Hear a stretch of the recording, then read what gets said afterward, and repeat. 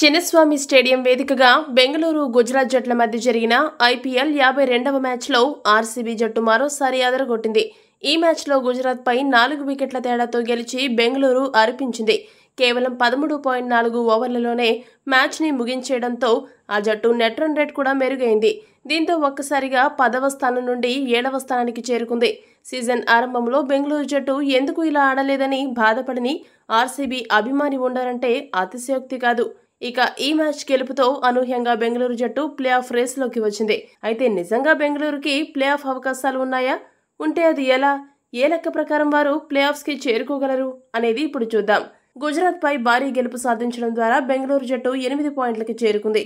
Bengaluru play ఆఫ్స్కి వెళ్లడానికి ఓ 2 మార్గాలున్నాయి. మొదటిది, బెంగళూరు జట్టు తన తదుపరి అన్ని మ్యాచ్లను భారీగా గెలుపును నమోదు చేయాలి. అప్పుడు వారు 14 పాయింట్లు సాధించగలరు.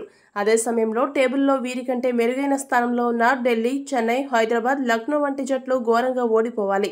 ఈ జట్లన్నీ తమ తదుపరి మ్యాచ్లలో ఓడిపోతూ 14 కంటే తక్కువ పాయింట్లు సాధించాలి. అలా గనుక జరిగితే బెంగళూరుని ప్లే ఆఫ్స్కి వెళ్లకుండా ఎవరూ ఆపలేరు.